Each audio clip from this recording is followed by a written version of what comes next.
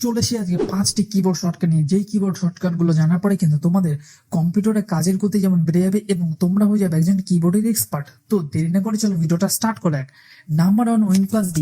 যদি আমাদের কম্পিউটারে একসঙ্গে অনেকগুলো ফাংশন ওপেন করা থাকে তাহলে আমরা ডাইরেক্ট যদি সবগুলো মিনিমাইজ করে একদম হোম স্ক্রিনে বা আমরা যদি ডেস্কটপে যেতে চাই তাহলে আমরা প্রেস করব Win+D।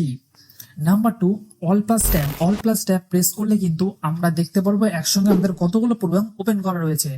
Number 3, Alt+F4। যদি আমরা আমাদের কম্পিউটারে কোনো প্রোগ্রামকে শাট ডাউন করতে চাই বা ক্লোজ করতে চাই তাহলে আমরা কম্পিউটারে প্রেস করব Alt+F4।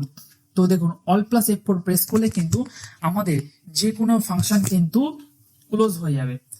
এবার হচ্ছে নাম্বার 4, শাটডাউন আমরা কি করে করতে পারি। শাটডাউন করার জন্য আমরা প্রেস করব Alt+F4। এবার যদি আমরা এন্টার প্রেস করি তাহলে কিন্তু আমাদের কম্পিউটার শাটডাউন হয়ে যাবে। নাম্বার 5 হচ্ছে Ctrl+Shift+Escape। যদি আমরা Ctrl+Shift+Escape যদি আমরা প্রেস করি তাহলে কিন্তু আমাদের কম্পিউটারে টাস্ক ম্যানেজার কিন্তু ওপেন হয়ে যাবে। দেখুন, আমি Ctrl+Shift+Escape প্রেস করেছি, আমাদের কম্পিউটার কিন্তু টাস্ক ম্যানেজার কিন্তু ওপেন হয়ে গেছে। তো এই ছিল আজকে কম্পিউটারের 5টি কিবোর্ড শর্টকাট। তো ভিডিওটি তোমাদের কেমন লাগলো সেটা কিন্তু অবশ্যই আমাকে কমেন্ট করে জানাবে। আর এর মধ্যে কোন কিবোর্ড শর্টকাটটা তোমাদের ভালো লেগেছে সেটাও কিন্তু আমাকে কমেন্ট করতে ভুলবে না।